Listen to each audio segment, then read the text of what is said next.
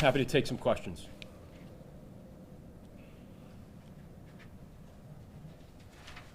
Could you explain again, I think I missed it, how you got the letter in 2004, how that came about? The letter was talked about by Lavigne to an employee of the Springfield Diocese.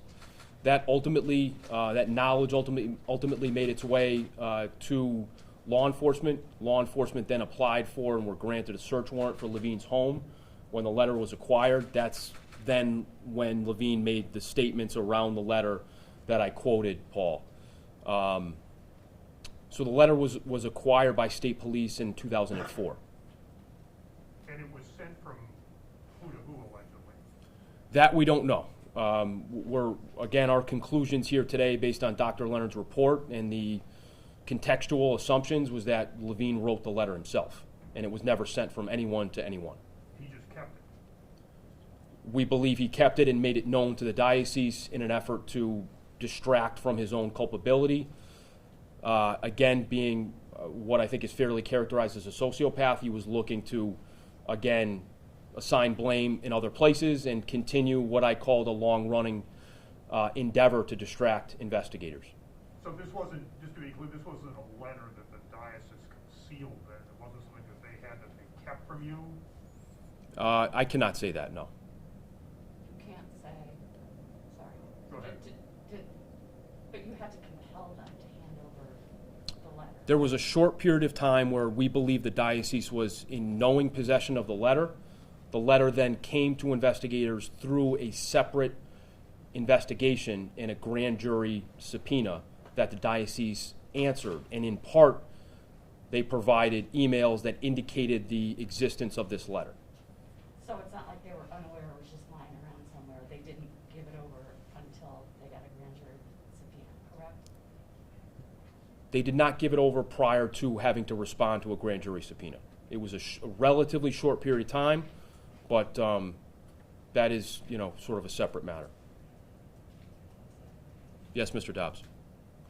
So he was in a medical facility when you were conducting these interviews. Was he still a resident of Chicopee before that?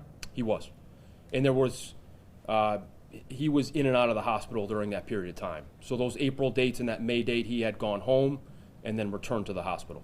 Do you have any idea of how he supported himself during this time? Was he working? Was he on a pension from the diocese? Or? I don't know his means of sustenance. I can say he did not have a job. He did not work, at least in the last several years in my administration.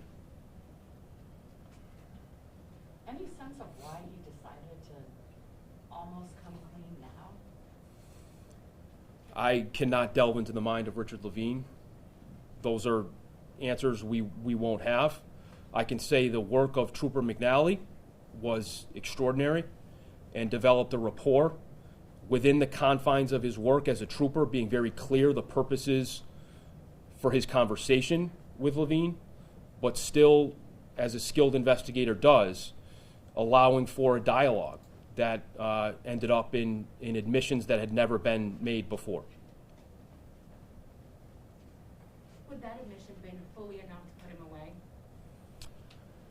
Again, that calls for some speculation, but it was my belief, as I indicated this past Friday, I had a meeting with my team in the afternoon, and based on the accumulation of evidence, and in particular those admissions, as a prosecutor, I believe that I was fulfilling my ethical duties by moving for the charge of murder against Richard Lavigne based on the evidence we had, and I believe we could prove it. And just this year, how many more claimants have you received from the Diocese of Springfield regarding Lavigne? Any more? Say that, I missed a... How many more sexual abuse cases have you received this year from the Diocese of Springfield regarding Richard Lavigne? None that I know of regarding Richard Lavigne. And did the diocese cooperate in any way with this investigation that you've had for the last 18 months or so? There hasn't been an opportunity for them to either cooperate or not. Can you just take me through, so you said you authorized your team to present And can you just tell me, were you about to like walk in the room and then you got the call that he died, or how did that play out on that final day? So we met at around 3 o'clock on Friday. We had a somewhat brief discussion, given the fact that we were all aware of where we stood with the case. Dr. Leonard's conclusions were essentially known at that point. And I authorized the team, and specifically Trooper McNally, to arrange to present this to a magistrate out of the Chicopee District Court. That was going to happen either on Saturday or Sunday, depending on some circumstances, and we learned Friday night, mid-evening, that Mr. Lavigne had passed.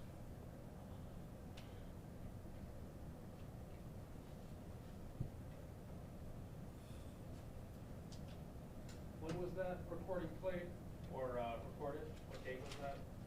That's an accumulation from the various interviews, so they're from the different dates.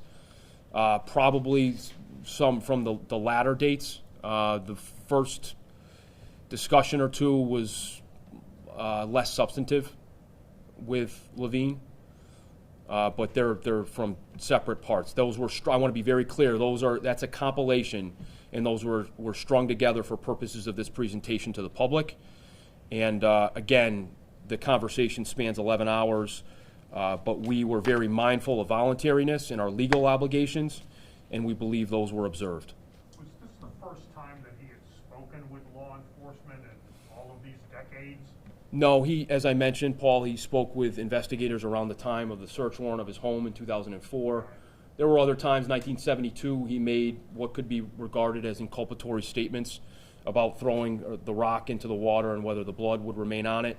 So at times he engaged with law enforcement. He had counsel for many years, which prevented, of course, law enforcement speaking with him. That goes back decades.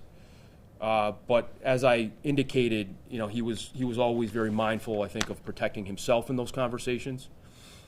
But he had talked to investigators in the past.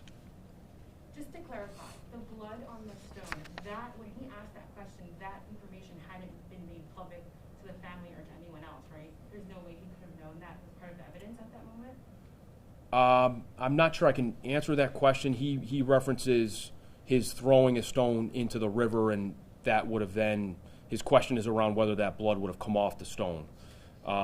I'm not sure if I can characterize what was known and what was not known. But certainly, either way, the statement he makes in 1972 and some of the statements he makes relative to that information is, in our minds, very much incriminatory as we piece it together. Yes, sir. How did he die, Richard Lavigne? And was it expected? Was it sudden? I can't speak to the specific circumstances of his death, but I can tell you he was not well for some period of time. He had some physical ailments around some broken bones and things, but obviously with HIPAA restrictions and knowing only what I know, I don't know exactly what led up to his death and what caused his death. Anybody else? Thank you. Thank you all.